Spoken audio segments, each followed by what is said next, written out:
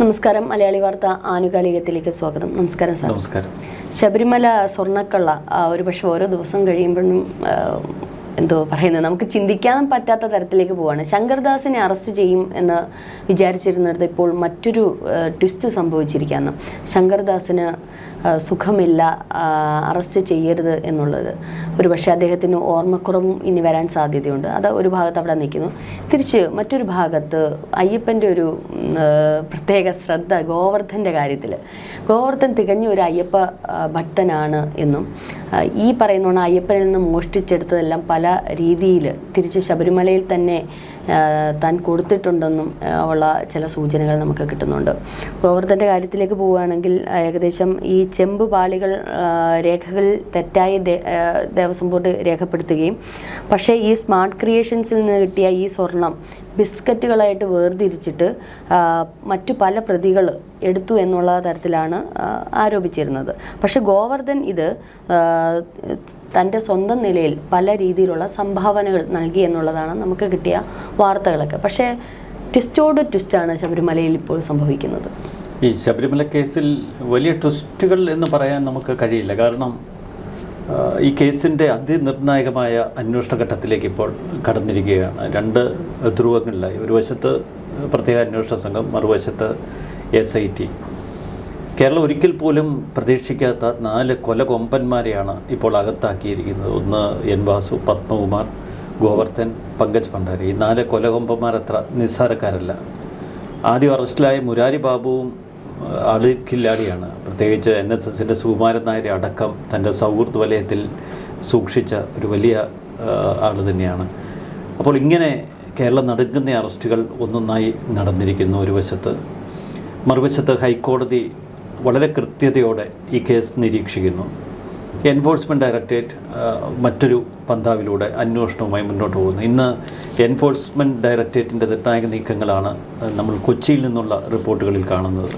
കഴിഞ്ഞ ശനിയാഴ്ച അവർ ഒരു അടിയന്തര മീറ്റിംഗ് വിളിച്ചു ചേർത്തിരുന്നു ഉദ്യോഗസ്ഥരുടെ. തിങ്കളാഴ്ച മുതൽ വളരെ ഗൗരവത്തോടെ ഈ കേസ് അന്വേഷണവുമായി മുന്നോട്ട് പോകാനാണ് ED തീരുമാനമെടുത്തിരിക്കുന്നത്. അവർ അതിൻ്റെ പ്രവർത്തനങ്ങൾ തുടങ്ങിക്കഴിഞ്ഞു. മറുവശത്ത് 2 വമ്പന്മാർ, ഇപ്പോൾ വല പൊട്ടിച്ച് പുറത്തിറങ്ങിയ 2 വമ്പന്മാരെ കൊടുക്കാൻ, അവരെ അറസ്റ്റ് ചെയ്യാൻ ഹൈക്കോടതി ഉത്തരവിട്ടിരിക്കുന്നു. ഒന്ന് വിജയകുമാർ, 2 ശങ്കർദാസും. ശങ്കർദാസിൻ്റെ കാര്യത്തിൽ വലിയ സമ്മർദ്ദമാണ് പ്രത്യേക അന്വേഷണ സംഘം അനുഭവിക്കുന്നത്. കാരണം അത്ര നിസ്സാരക്കാരനല്ല ശങ്കർദാസ്. മകൻ ഒരു DIG ആണ് എന്നത് മാത്രമല്ല, കേരളത്തിൻ്റെ ഒരു പൊളിറ്റിക്കൽ സ്പിയറിൽ വലിയ പിടിപാടുള്ള വ്യക്തിയാണ്. ദേവസ്വം ബോർഡ് മെമ്പർ എന്ന നിലയിൽ മാത്രമല്ല, ഒരു ഉന്നത രാഷ്ട്രീയ നേതാവ് എന്ന നിലയിലും വലിയൊരു സ്വാധീന ശക്തിയുടെ ഉടമ എന്ന നിലയിലുമൊക്കെ ശങ്കർദാസിന് വലിയ പിടിപാടുണ്ട്. അതുകൊണ്ട് അന്വേഷണ സംഘം ഇപ്പോൾ അനുഭവിക്കുന്നത് സമാനതകളില്ലാത്ത സമ്മർദ്ദമാണ്. വല പൊട്ടിച്ചവരെ ഒന്നൊന്നായി അകത്താക്കുന്ന അന്വേഷണ സംഘം എന്തുകൊണ്ട് ശങ്കർദാസിനെയും വിജയകുമാറിനെയും അറസ്റ്റ് ചെയ്തില്ല എന്ന് ഹൈക്കോടതി ചോദിച്ചിരുന്നു. അതിന് മണിക്കൂറുകൾക്ക് പിന്നാലെ നമ്മൾ കണ്ടത് 2 വലിയ അറസ്റ്റുകളാണ്. ഒന്ന് സ്മാർട്ട് ക്രിയേഷൻസിലെ പങ്കജ് ഭണ്ഡാരി, 2 നാഗ ജുവല്ലറിയുടെ ഗോവർദ്ധൻ. അത്ര നിസ്സാരക്കാരില്ല. പിന്നീട് നമ്മൾ മറ്റൊരു വാർത്ത കൂടി കേട്ടു. അതാണ് ഈ കേസിൻ്റെ ഏറ്റവും നിർണായകമായ ഘട്ടം. ഉണ്ണികൃഷ്ണൻ പോറ്റിയെ വീണ്ടും കസ്റ്റഡിയിൽ വാങ്ങി അന്വേഷണ സംഘം ചോദ്യം ചെയ്തു. ഇപ്പോൾ ഉണ്ണികൃഷ്ണൻ പോറ്റിയുടെ ആ മൊഴി പുറത്തു വന്നിട്ടുണ്ട്. ഉണ്ണികൃഷ്ണൻ പോറ്റിയുടെ ഈ കഴിഞ്ഞ ദിവസങ്ങളിൽ കസ്റ്റഡിയിൽ വെച്ച് ഉണ്ണികൃഷ്ണൻ പോറ്റിയെ ചോദ്യം ചെയ്തപ്പോൾ പോറ്റി ചില കാര്യങ്ങൾ കൂടി തുറന്നു പറഞ്ഞു. അതിലേറ്റവും സുപ്രധാനമായ ഒരു കാര്യം, ദേവസ്വം ബോർഡ് അംഗങ്ങളുടെ കൂടി അറിവോടും സമ്മതത്തോടും കൂടിയാണ് ഈ സ്പോൺസർഷിപ്പ് താൻ ഏറ്റെടുത്തത്. ശബരിമലയിലെ സ്വർണ്ണപ്പാളികൾ അഴിച്ചെടുത്ത് തൻ്റെ കയ്യിൽ തന്നുവിട്ടത് ദേവസ്വം ബോർഡ് ഒറ്റക്കെട്ടായി എടുത്ത തീരുമാനമാണ്. ഇതാണ് പോറ്റിയുടെ ഏറ്റവും ഒടുവിൽ അന്വേഷണ സംഘത്തിന് നൽകിയ മൊഴി. പോറ്റി അതിൽ വ്യക്തതയോടെ പേരുകൾ പറയുന്നു. ശങ്കർദാസിനും വിജയകുമാറിനും ഇക്കാര്യത്തിൽ വ്യക്തമായ പങ്കുണ്ട്. ഇപ്പോഴാണ് നമ്മൾ മറ്റൊരു അട്ടിമറിയുടെ വിവരമറിയുന്നത്. അതായത് ദേവസ്വം ബോർഡിൻ്റെ മിനിറ്റ്സിൽ ശങ്കർദാസും വിജയകുമാറും ഒപ്പിട്ടിട്ടുണ്ട്, പത്മകുമാറിന് പുറമെ.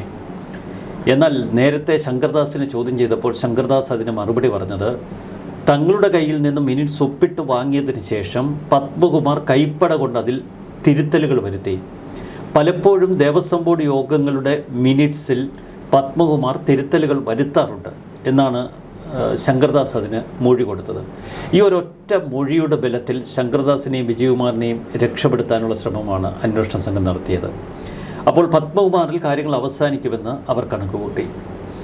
എന്നാൽ പത്മകുമാറിൽ കാര്യങ്ങൾ അവസാനിക്കുന്നില്ല. ശങ്കർദാസിനും വിജയകുമാറിനും ഇക്കാര്യത്തിൽ പങ്കുണ്ട് എന്ന് കോടതി വ്യക്തതയോടെ പറഞ്ഞപ്പോൾ അന്വേഷണ സംഘം വീണ്ടും നിർബന്ധിതരായി ഉണ്ണികൃഷ്ണൻ പോറ്റിയെ ഒരിക്കൽ കൂടി ചോദ്യം ചെയ്യാൻ. ഉണ്ണികൃഷ്ണൻ പോറ്റി പത്മകുമാറിനെ മാത്രമായിരുന്നു അവിടെ തൻ്റെ ചൂണ്ടുവിരൽ ഉയർത്തി സംശയമുനയിൽ നിർത്തുന്നത് എങ്കിൽ ഹൈക്കോടതിയെ ഒരിക്കൽ കൂടി ശങ്കർദാസിൽ നിന്നും വിജയകുമാറിൽ നിന്നും ഈ കേസ് അന്വേഷണത്തെ തിരിച്ചുവിടാൻ അന്വേഷണ സംഘത്തിന് കഴിയുമായിരുന്നു. പക്ഷേ ഇവിടെ പൂർണ്ണമായ റെക്കോർഡിംഗ് ഉള്ള ചോദ്യം ചെയ്യല്ല, ഇൻ ക്യാമറ പ്രൊസീഡിങ്സ് ആണ്. അതുകൊണ്ട് അത്ര എളുപ്പമല്ല. അപ്പോൾ ഉണ്ണികൃഷ്ണൻ പോറ്റി തുറന്നു പറഞ്ഞു, ദേവസ്വം ബോർഡ് മെമ്പർമാരെല്ലാം കൂടി എടുത്ത തീരുമാനമാണ്. സ്വാഭാവികമായി ഇനി ശങ്കർദാസിനെയും വിജയകുമാറിനെയും അറസ്റ്റ് ചെയ്യാതിരിക്കാൻ അന്വേഷണ സംഘത്തിന് കഴിയില്ല. ഇന്നോ നാളെയോ അറസ്റ്റിലേക്ക് കടക്കുമെന്നാണ് ഇപ്പോൾ പുറത്തു വരുന്ന വിവരം. ഇതാണ് ഇതിൻ്റെ സുപ്രധാന വഴിത്തിരിവ്. മറുവശത്ത് ഗോവർദ്ധനുമായി ബന്ധപ്പെട്ട നിരവധി വെളിപ്പെടുത്തലുകൾ, അത് അന്വേഷണത്തിൻ്റെ മറ്റൊരു തലമാണ് തുറന്നിട്ടിരിക്കുന്നത്. ഗോവർദ്ധൻ തൻ്റെ മൊഴിയിൽ ശബരിമല സ്വർണ്ണപ്പാളികളിൽ നിന്ന് സ്വർണം വേർതിരിച്ചെടുത്തു എന്ന് വ്യക്തതയോടെ മൊഴി കൊടുത്തിരിക്കുന്നു. വേർതിരിച്ചെടുത്ത സ്വർണത്തിൻ്റെ കണക്ക് 414 ഗ്രാം എന്ന് ഗോവർദ്ധൻ പറയുന്നു. 150 ഗ്രാം പങ്കജ് ഭണ്ഡാരി തൻ്റെ പണിക്കൂലിയായി വാങ്ങിയെടുത്തു എന്ന് പറയുന്നു. 414 ഗ്രാം സ്വർണത്തിൻ്റെ വില 9 ലക്ഷത്തി ശിഷ്ടം രൂപയാണ്. ഇത് തന്നെ അക്കൗണ്ടിലൂടെ കൈമാറി എന്നതിൻ്റെ രേഖകൾ ഇപ്പോൾ ഗോവർദ്ധൻ ഹൈക്കോടതിക്ക് മുൻപാകെ ഹാജരാക്കി. പക്ഷേ അതിനേക്കാൾ നടുക്കുന്ന ചില വിവരങ്ങൾ ഗോവർദ്ധൻ്റെ നാവിൽ നിന്ന് പുറത്തേക്ക് വന്നു. അതിലൊന്ന്, ഈ 2019 മുൻപ് താൻ 1.5 കോടി രൂപയോളം പല ആവശ്യങ്ങൾക്കായി ഉണ്ണികൃഷ്ണൻ പോറ്റിയുടെ കൈവശവും അല്ലാതെയും ശബരിമലയ്ക്കായി വിനിയോഗിച്ചിട്ടുണ്ട് എന്ന വെളിപ്പെടുത്തലാണ്. അപ്പോൾ ഇത്രയധികം രൂപ എന്തിന് ഗോവർദ്ധൻ ശബരിമലയിലേക്ക് ഒഴുക്കി? അപ്പോൾ പണം പിടിക്കാനുള്ള ഗോവർദ്ധൻ്റെ ഒരു കളിയായിരുന്നു സ്വാഭാവികമായി നമ്മൾ സംശയിക്കണം. 2, വേർതിരിച്ചെടുത്ത സ്വർണത്തിൻ്റെ വില ഗോവർദ്ധൻ ശബരിമലയ്ക്ക് കൈമാറിയെങ്കിൽ അക്കാര്യം ബോർഡംഗങ്ങൾക്കും അറിയാമല്ലോ.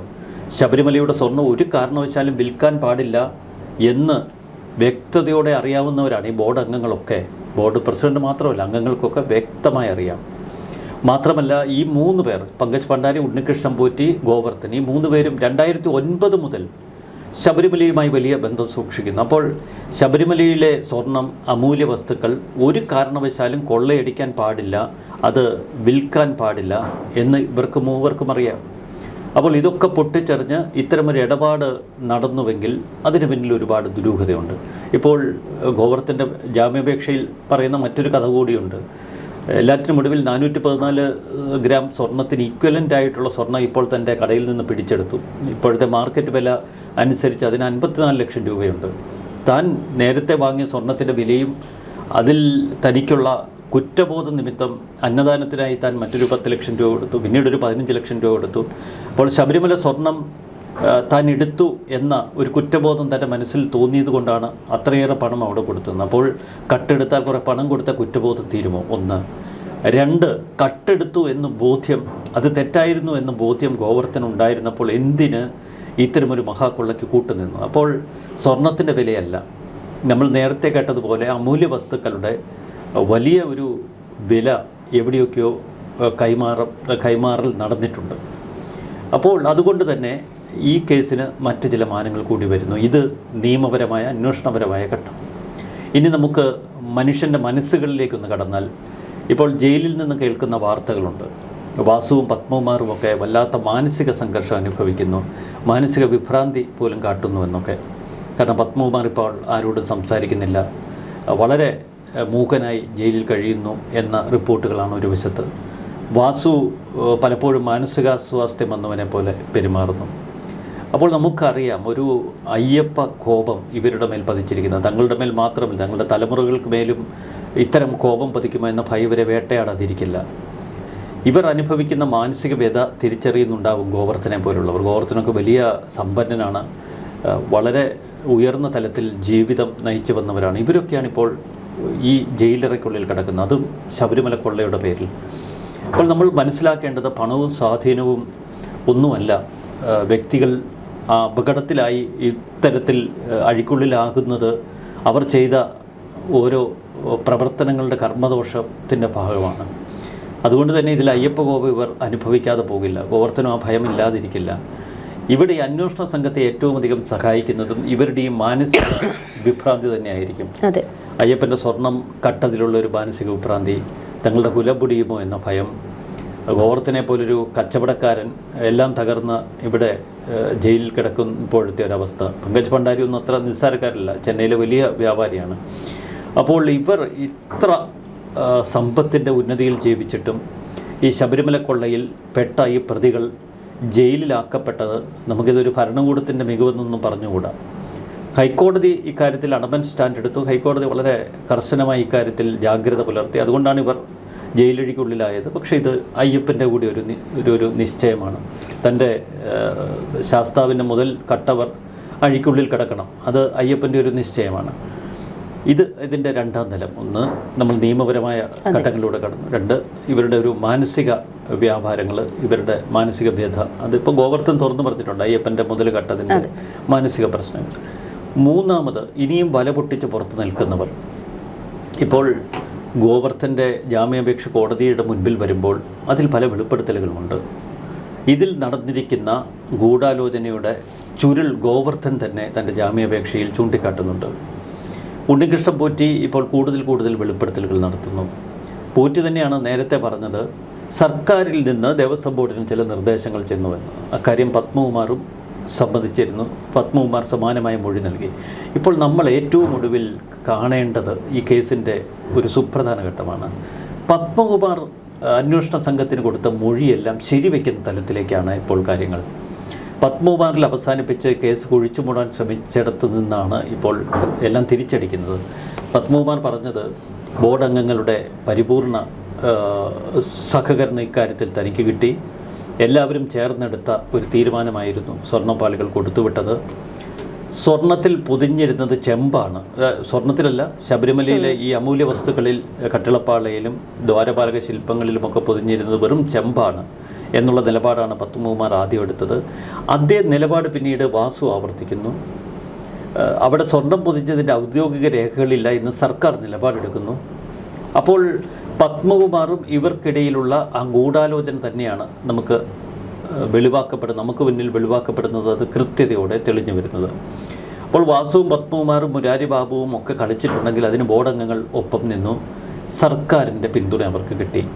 പക്ഷേ സർക്കാരിനെ, CPM-നെ ഏതെങ്കിലും വിധത്തിൽ രക്ഷപ്പെടുത്താനുള്ള കളികളാണ് മറുവശത്ത് നടക്കുന്നത്. അതുകൊണ്ടാണ് തന്ത്രിക്കും മന്ത്രിക്കും ഇതിൽ പങ്കുണ്ട് എന്ന് പത്മകുമാർ വെളിപ്പെടുത്തിയിട്ടും അതിലേക്ക് അന്വേഷണം നീങ്ങാത്തത്, തന്ത്രിയെ ചോദ്യം ചെയ്ത് നിസ്സാരമാക്കി വിട്ടയച്ചത്. കാരണം തന്ത്രിയെ കസ്റ്റഡിയിലെടുത്താൽ, തന്ത്രിയെ അറസ്റ്റ് ചെയ്താൽ തന്ത്രിയെല്ലാം വിളിച്ചു പറയും, അത് മന്ത്രിയുടെ പതനത്തിൽ കലാശിക്കും. അപ്പോൾ അതുകൊണ്ട് അത്തരം മേഖലകൾ സൂക്ഷിച്ചാണ് സർക്കാരിൻ്റെ ഇടപെടലുകൾ കൊണ്ട്, സമ്മർദ്ദങ്ങൾ കൊണ്ട് ഈ അന്വേഷണ സംഘം നീക്കുന്നത്. ഇതാണ് ഇതിൻ്റെ ഒരു ഇപ്പോഴത്തെ പൊതുചിത്രം. ഇപ്പോൾ മറ്റൊരു ഭാഗത്ത് നോക്കിയാൽ നമുക്കറിയാം എൻ വാസുവും പത്മകുമാറിനുമൊക്കെ പലപ്പോഴും ജാമ്യം നിഷേധിക്കുന്നതായിട്ടുള്ളൊരു കോടതിയുടെ ഒരു കർശന നടപടി എന്ന് തന്നെ പറയാം. അതുകൊണ്ട് തന്നെയായിരിക്കും ജയിലിൽ കിടക്കുന്നത്. ഇപ്പോൾ പത്മകുമാറും വാസുവൊക്കെ എന്ന് വെച്ചാൽ ഈ പറയുന്നത് പോലെ പുറത്ത് വല്ലാണ്ട് സ്വാതന്ത്ര്യത്തോടെ കഴിഞ്ഞവരാണ്. അതീവ പ്രതാപത്തോടെയും പ്രൗഢിയോടെയും ഒക്കെ കഴിഞ്ഞ മുരാരി ബാബു അടക്കം ഉള്ള ഈ അകത്ത് കിടക്കുന്നവരെല്ലാവരും, ഇപ്പോൾ പോറ്റി അടക്കം എല്ലാവരും അത്രമാത്രം സമൂഹത്തിൽ വലിയ രീതിയിൽ ഒരു പോസ്റ്റ് ലെവലിലൊക്കെ ജീവിച്ചവരാണ്. അപ്പോൾ അവർക്ക് പറഞ്ഞോണം നമ്മൾ പിടിച്ച് കൂട്ടിലിടുമ്പോൾ ഉണ്ടാകുന്ന ഒരവസ്ഥയുണ്ടല്ലോ, അതൊന്ന്.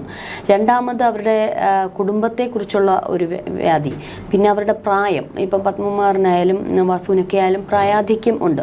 അപ്പോൾ അവരുടേതായ ചില ആരോഗ്യ പ്രശ്നങ്ങൾ, ഇതൊക്കെ വല്ലാണ്ട് അവരെ ഈ പറയുന്ന സാർ പറഞ്ഞതുപോലെ തന്നെ വല്ലാണ്ട് അവരെ ബുദ്ധിമുട്ടിക്കുന്നുണ്ട്. ശരിക്കും പുകച്ച് ചാടിക്കുക, പുകച്ചുകൊണ്ട് ചില കാര്യങ്ങൾ നേടുക എന്നുള്ള ഇപ്പോൾ SIT-യുടെ ആണെങ്കിലും കോടതിയുടെ ആ ഒരു തീരുമാനം ഏകദേശം ഫലം കാണുന്നു എന്നുള്ളതാണ് ഇപ്പോൾ ഗോവർദ്ധൻ പോലും ഏറ്റുപറയുന്നത്. താൻ ഒരു അയ്യപ്പ ഭക്തനാണ്, എല്ലാം തിരികെ കൊടുത്തു. കാരണം ഗോവർദ്ധൻ എങ്ങനെയെങ്കിലും ഇതിൽ നിന്ന് രക്ഷപ്പെടണം. കാരണം കണ്ടുകൊണ്ടിരിക്കുകയാണ്, എത്ര നാളുകളായിട്ട് മുന്നേ ഉള്ള ആൾക്കാരെല്ലാം കിടക്കുകയാണ്. ഇപ്പം ഗോവർദ്ധൻ അത് ഏറ്റു പറഞ്ഞുകൊണ്ട് അത് നേടുന്നു. പോറ്റി വീണ്ടും ചില കാര്യങ്ങൾ വെളിപ്പെടുത്തുന്നു. കാരണം പോറ്റി ആദ്യം കണ്ട പോറ്റിയല്ല പിന്നീട് നമ്മൾ കണ്ടത്. കുറച്ചൊന്ന് എന്താ പറയുക, ഇടിവ് സംഭവിച്ചിട്ടുണ്ട്. ആദ്യം ഒരു അഹങ്കാരത്തോടെ മാധ്യമങ്ങളുടെ മുന്നിൽ നിന്ന പോറ്റിയല്ല പിന്നീട് നമ്മൾ കാണുന്നത്. ഇപ്പം തികച്ചും ഒരു വല്ലാത്തൊരു മനുഷ്യനായിട്ട് പുറത്തിറങ്ങുമ്പോൾ നമുക്ക് കാണാൻ സാധിക്കും. അപ്പോൾ പോറ്റി ഇപ്പോൾ വീണ്ടും ചില വെളിപ്പെടുത്തലുകൾ നടത്തുന്നത്. അപ്പോൾ ഇനി തീർച്ചയായിട്ടും മുരാരി ബാബുവിനോ പത്മകുമാറിനോ ഈ പറയുന്ന എൻ വാസുവിനെ എന്തെങ്കിലും ഇനി പറയാനുണ്ടെങ്കിൽ പിടിച്ചു നിൽക്കാൻ പറ്റാത്ത അവസ്ഥയിലേക്ക് പോവുകയാണ്. അപ്പോൾ തീർച്ചയായിട്ടും പല വെളിപ്പെടുത്തലുകളും നടത്തി കഴിഞ്ഞാൽ അത്തരത്തിലേക്കല്ലേ പോകുന്നത്. കാരണം ഇനി ഏതാനും ദിവസങ്ങളും കൂടി അവരകത്ത് കിടന്നാൽ അവർ പറഞ്ഞു പോകും അല്ലേ. പറഞ്ഞോണം, നമ്മൾ വിശപ്പ് എൻ്റെ അങ്ങേ അറ്റം എത്തുമ്പോൾ ഇല്ല ഭക്ഷണം കാണുമ്പം ആർത്തി കാണിക്കുന്ന ഒരു സ്വഭാവം ഉണ്ടല്ലോ മനുഷ്യന്. അതിനേക്കാളും ഒരു വല്ലാത്ത അവസ്ഥയാണ് സ്വാതന്ത്ര്യം എന്ന് പറയുന്നത്. അപ്പോൾ എങ്ങനെയെങ്കിലും ഇവിടുന്ന് ഒന്ന് പുറത്ത് കടക്കണം, അത് തെറ്റേറ്റു പറഞ്ഞ് ആയിട്ടാണെങ്കിലും കുഴപ്പമില്ല എന്നുള്ളൊരു അവസ്ഥയിലേക്ക് എത്തി നിൽക്കുമല്ലേ. അല്ല, ഈ ഉണ്ണികൃഷ്ണൻ പോറ്റി കിളിമാനൂരുകാരനൊരു കള്ളം പോറ്റി അവിടെ ശബരിമലയിൽ ചെന്ന് എല്ലാം പിടിച്ചെടുത്തുവെങ്കിൽ പോറ്റിയുടെ ഒരു കഴിവുകൊണ്ടൊന്നും അല്ല. പോറ്റിയെ ചിലർ ആയുധമാക്കിയതാണ്, ഉപകരണമാക്കിയതാണ്. വല്ലാത്തൊരു ഘട്ടത്തിലൂടെയാണ് ചുരുക്കത്തിൽ ഈ പ്രതികളൊക്കെ ഇപ്പോൾ കടന്നു പോകുന്നത്. അവരെ സംബന്ധിച്ച് അവർക്ക് ഇനി സമൂഹത്തിൽ പഴയ ഒരു ജീവിതം തിരിച്ചു കിട്ടില്ല എന്നവർക്കറിയാം. വാസു സാറൊക്കെ കള്ളം വാസുവായിട്ടാണ് ഇനി പുറത്തിറങ്ങുന്നത്. അതുപോലെ തന്നെ പപ്പേട്ടൻ്റെ കഥ നമുക്കറിയാം.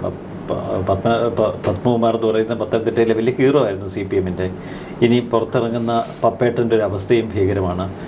അതുപോലെ തന്നെ ഇപ്പോൾ കർണാടകയിൽ ഗോവർദ്ധൻ്റെ കഥകൾ, അല്ലെങ്കിൽ പങ്കജ് ഭണ്ഡാരിയുടെ കഥകൾ, ഇതൊക്കെ അവരെ ഭയപ്പെടുത്തുന്നുണ്ട്. അതുകൊണ്ട് തന്നെ ഇനി തങ്ങളോ തീർന്നു, എന്നാൽ പിന്നെ സത്യം പറയാമെന്ന് ഇപ്പോൾ ഉണ്ണികൃഷ്ണൻ പോറ്റി വിചാരിച്ചതുപോലെ ഇവരും വിചാരിക്കും. കാരണം അതാണ് ഇതിൻ്റെ ഒരു അയ്യപ്പ നിശ്ചയം. ഒരു കാര്യം ഉറപ്പാണ്, വരും ദിവസങ്ങളിൽ വലിയ അറസ്റ്റുകൾക്ക് നമ്മൾ സാക്ഷ്യം വഹിക്കും. ശങ്കർദാസും വിജയകുമാറും ഈ ദിവസങ്ങളിൽ തന്നെ അറസ്റ്റിലായാൽ അവരിൽ നിന്ന് സ്ഫോടനാത്മകമായ ചില വിവരങ്ങളെങ്കിലും നമ്മൾ കേൾക്കേണ്ടി വരും. പിന്നെ ഇതിൽ ഭയപ്പെടുത്തുന്ന മറ്റൊരു തലമുണ്ട്, ഇതിലെ പ്രതികൾക്ക് എന്തൊക്കെ സംഭവിക്കുമെന്ന കാര്യത്തിൽ. കാരണം ഇതുവരെ നമ്മൾ കണ്ടത് ഇത് ഒരു തലത്തിൽ എത്തിച്ച് കേസിനെ അട്ടിമറിക്കാനുള്ള ശ്രമമാണ്. അതാണ് വിജയ് മല്യ സ്വർണം പൊതിഞ്ഞതിൻ്റെ പൂർണ്ണ രൂപരേഖയില്ല എന്നൊക്കെ ചില വാദം ഹൈക്കോടതിയിൽ നമ്മൾ കേട്ടത്. അത്തരം വാദങ്ങളൊക്കെ പൊളിഞ്ഞടുങ്ങിയത് അയ്യപ്പൻ്റെ തന്നെ അത്ഭുത ഇടപെടൽ കൊണ്ടാണ്. ഹൈക്കോടതിയിൽ തന്നെ അതിൻ്റെ രേഖയുണ്ടായിരുന്നു. മറുവശത്ത് ദേവസ്വം ബോർഡ് ആസ്ഥാനത്ത് നിന്ന് പിടിച്ചെടുത്ത 418 പേജിൽ ഈ സ്വർണം പൂശിയതുമായി ബന്ധപ്പെട്ട പല വിവരങ്ങളും അതിൽ ഉൾപ്പെട്ടിരുന്നു. അതുകൊണ്ട് തന്നെ SITക്കോ ഹൈക്കോടതിക്കോ ഒന്നും അക്കാര്യത്തിൽ വലിയ ആശങ്കയുമില്ല. അപ്പോൾ ഒരു കാരണവശാലും അട്ടിമറിക്കാൻ കഴിയില്ല എന്ന് തിരിച്ചറിഞ്ഞു.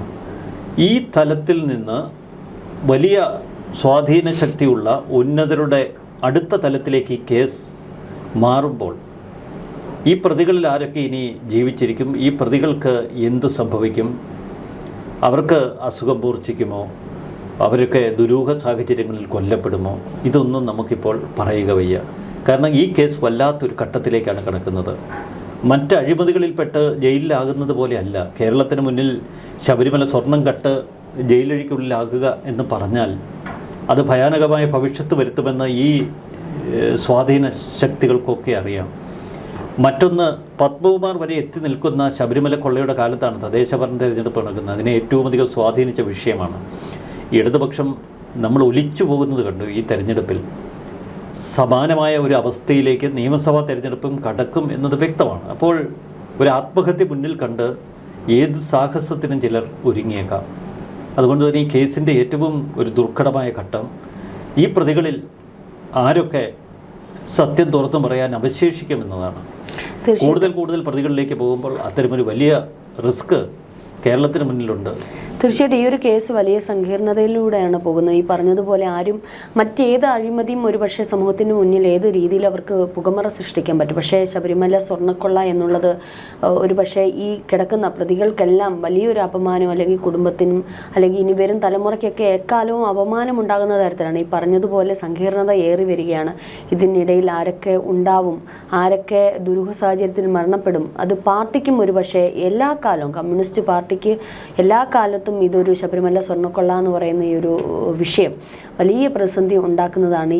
ഇതിൽ നിന്നും, ഈ സ്വർണ്ണക്കൊള്ളയിൽ നിന്നും ഒരു കാലത്ത് ഒരു മോചനം ഉണ്ടാകാത്ത തരത്തിൽ ശ്രീ പിണറായി വിജയനും പാർട്ടിയും ഒക്കെ പെട്ടിരിക്കുകയാണ് എന്ന് തന്നെ വേണം.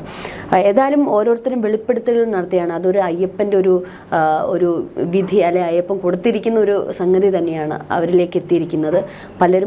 പലതും ഇനി വെട്ടി തുറന്ന് പറയുക തന്നെ ചെയ്യും. ഇനി അവർക്ക് വേറെ രക്ഷയില്ല. തീർച്ചയായിട്ടും. വളരെ നന്ദി. നമസ്കാരം.